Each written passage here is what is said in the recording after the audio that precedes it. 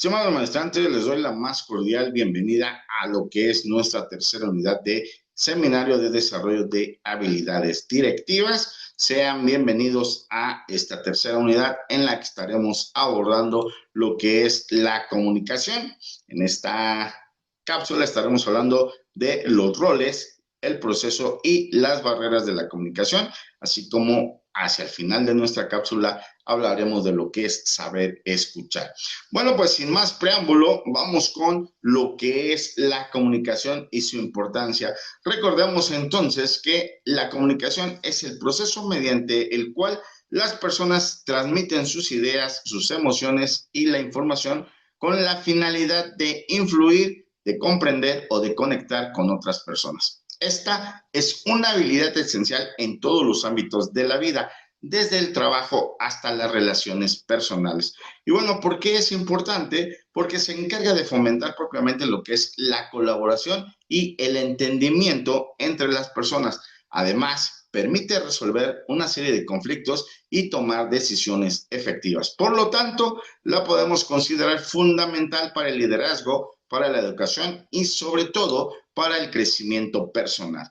Y bueno, dentro de los tipos de comunicación nos encontramos propiamente con lo que es la comunicación verbal, la cual hace uso de las palabras ya sea de manera hablada o escrita. La comunicación no verbal, que hace uso de lo que son los gestos, las expresiones faciales, las posturas e incluso el tono de voz. Además tenemos lo que es la comunicación formal e informal, que va a depender mucho del contexto y del canal. Por supuesto, tenemos otros tipos de comunicación, como lo que es la comunicación interpersonal, la comunicación grupal, la comunicación masiva, organizacional, entre muchas otras. Y bueno, tenemos además en esta cápsula lo que son los roles de la comunicación. ¿Qué es el rol? Bueno, es el nombre que se le va a dar al conjunto de conductas y a una determinada posición dentro de un sistema social. Para cualquier rol determinado existe un conjunto de conductas que toda persona que ocupe ese rol debe ejecutar. Una vez desarrollado un sistema social, este se encarga de determinar el tipo de comunicación que va a haber entre sus miembros y la influencia entre el sistema social y sus integrantes es recíproca. Cuando un individuo se va a mover de un sistema a otro, puede experimentar un conflicto, ya que el nuevo rol tal vez sea antagónico al que ocupaba anteriormente. De ahí que se dan los diferentes conflictos propiamente de lo que es la comunicación. Y bueno, vamos ahora con el proceso de comunicación. Dentro del proceso de comunicación, recordemos que hay una serie de factores. Este proceso es un circuito dinámico y continuo mediante el cual se transmite información entre las personas. La eficacia va a depender de cómo interactúan sus elementos y del contexto en el que ocurren. Y bueno, recordemos entonces que existe un emisor. ¿Quién es el emisor? Pues básicamente el que se encarga de originar el mensaje, el que define el propósito de comunicación, que puede ser informal propiamente, persuadir, motivar, etcétera. Y selecciona el canal y además va a adaptar el lenguaje según el público. Por el otro lado tenemos lo que es el receptor, que es la persona que recibe propiamente el mensaje y lo interpreta. Sus experiencias, emociones y contexto van a influir en la decodificación del contenido y puede retroalimentar, lo cual da paso a una comunicación bidireccional. Tenemos en tercer lugar lo que sería el mensaje, que básicamente es la información o la idea que se quiere transmitir. Puede ser verbal, no verbal o simbólico, y su claridad y coherencia van a determinar propiamente el impacto. Tenemos además en número 4 lo que sería el canal, medio a través del cual se va a transmitir el mensaje. Puede ser la voz, el texto, imagen, medios digitales, etcétera. Aquí es importante elegir el canal correcto porque ello va a incrementar propiamente la efectividad del mensaje. Y bueno, tenemos el código, el cual es pues un sistema de signos que el emisor y receptor comparten. Hablamos de idioma, de símbolos, de gestos. Si no hay un código común, obviamente se va a romper la comunicación. En sexto lugar, tenemos lo que es la retroalimentación, que es la respuesta del receptor al mensaje. Permite saber si se logró el objetivo comunicado y favorece la adaptación y la mejora continua de la adaptación. Y bueno, finalmente tenemos el ruido, que es cualquier elemento que interfiere en la comunicación. Puede ser físico, el sonido ambiental, psicológico como las preocupaciones o semántico, el uso de palabras que pueden ser confusas. Bueno, pues básicamente este sería el proceso y los elementos propiamente de lo que es la comunicación. Y bueno, a continuación nos vamos a encontrar con las barreras de la comunicación. Aquí tiene que ver mucho con la forma en la que se expresan las personas que mandan o emiten el mensaje. Esta comunicación, como es un proceso y como he dicho, no siempre va a fluir de manera libre. En muchas ocasiones se van a presentar barreras de distinta índole que se encargan de entorpecer el proceso y bueno, entre ellas existen propiamente las actitudes que constituyen una barrera a la comunicación. Las más frecuentes son las que tenemos en esta tablita, que es dirigir o mandar, es decir, tomamos desde el principio la manera de ordenar a otra persona que haga algo en concreto en vez de reflejarle comprensión del problema. La otra situación es aconsejar o sugerir o incluso ofrecer soluciones de cómo resolver problemas cuando no es pertinente. La tercera sería advertir, amonestar o incluso amenazar. Con esta actitud, lo que se expresa a la otra persona son consecuencias negativas que se derivarán de una determinada acción y alude a el uso de poder. La siguiente situación será moralizar, predicar, en la cual asumimos propiamente el papel superior de profeta con una perspectiva divina. Tenemos además lo que es la parte de persuadir, que significa propiamente utilizar los hechos, los argumentos en contra, la lógica y la información para influir en el ambiente con las propias opiniones en lugar de compenetrarse con el problema. Tenemos por el otro lado lo que es juzgar, que involucra también la crítica, la discrepancia y la culpabilidad. De esta forma rechazamos personalmente a alguien. Tenemos por el otro lado juzgar de forma negativa el carácter de la persona en lugar de analizar su problema y a menudo esto es fuente de conflictos. Tenemos también por el otro lado lo que es la alabanza inapropiada. Se encarga en este punto de adular a la persona de manera exagerada o se le ofrece una valoración o un juicio positivo sin haberle escuchado previamente.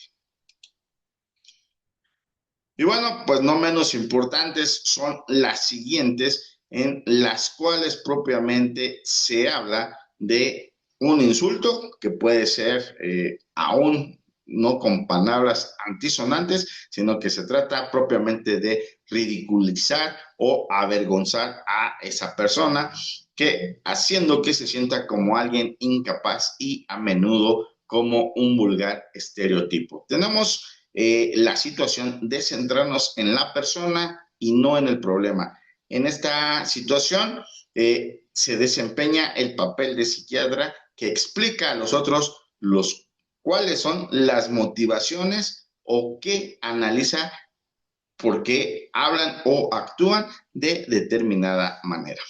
Y bueno, bromear, retirarse, distraer, es una situación en la que se intenta distraer al individuo para que no piense en el problema en lugar de ayudarle a explicarlo, ¿verdad? Además, tenemos la cuestión de investigar, de preguntar o de interrogar a la persona, y esto hace que se ponga propiamente a la defensiva o suponer incorrectamente cuál es el problema. Aquí actuamos como si fuéramos detectives o fiscales en vez de descubrir la verdadera razón. Buscamos más información que nos lleva precisamente a generar esta problemática.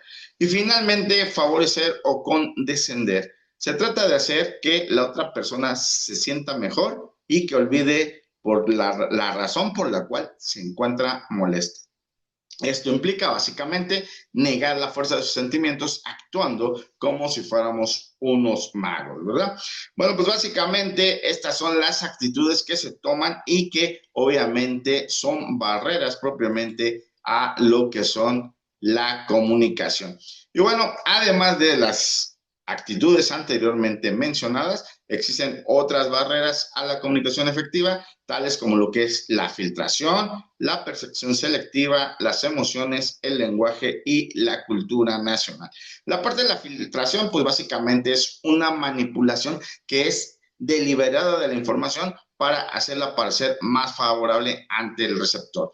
En la cuestión de la percepción selectiva, hace que la comunicación que se recibe dependa de las necesidades, las motivaciones, la experiencia y los antecedentes, entre otras características personales, ¿verdad? En la parte de emocional, pues la manera en cómo se siente el receptor al recibir el mensaje va a influir en la forma en cómo lo interpreta.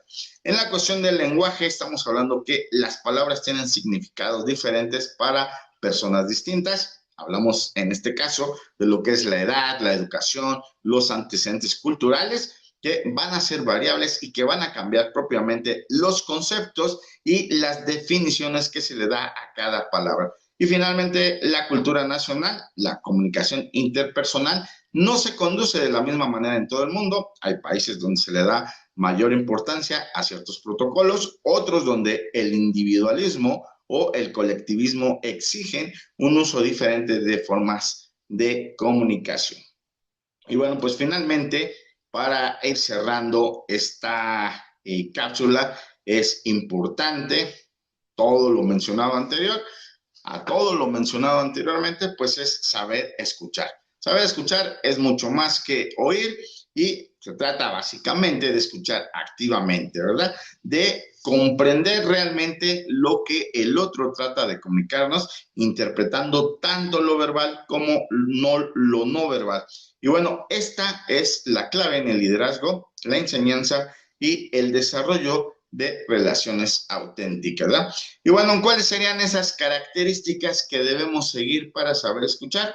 Pues primero que nada, prestar atención de manera completa, es decir, que no haya interrupciones de por medio. Mostrar interés con gestos, con el contacto visual propiamente y en un momento dado realizando preguntas. Reflejar lo escuchado para confirmar que se comprendió, es decir, hacer una paráfrasis de lo que nos han dicho. Regular las emociones para no reaccionar de manera impulsiva y evitar propiamente lo que son los prejuicios o juicios prematuros y finalmente interpretar el lenguaje no verbal y el tono emocional del mensaje. Todo esto nos va a permitir saber escuchar y poder llegar a una comunicación más asertiva, que es al final del día, lo que se busca en diríamos, en el objetivo de esta sesión, ¿verdad? Y bueno, pues para cerrar, es importante recordar que la comunicación asertiva significa propiamente la afirmación de la propia personalidad, es decir, la confianza en uno mismo, la autoestima, el aplomo, además de la comunicación segura y eficiente. Ser asertivo, nos dice, quiere decir que debe ser capaz de expresarse con seguridad sin tener que recurrir a comportamientos pasivos, agresivos o manipuladores. Y bueno, nuevamente regresamos y hacemos énfasis en lo que hablamos dentro de nuestra primera cápsula, en la cual es muy importante avanzar y crecer en la parte del autoconocimiento, ya que esto nos permitirá llegar a este punto de lo que es la comunicación asertiva. Bueno, pues con eso estamos concluyendo esta cápsula. Nos estaremos viendo ya en nuestra siguiente cápsula, la cual será la cápsula número 4.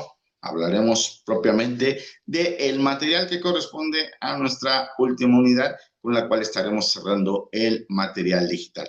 Pues bien, no me queda más que desearles como siempre mucho éxito y nos estamos viendo en la próxima sesión. Hasta pronto.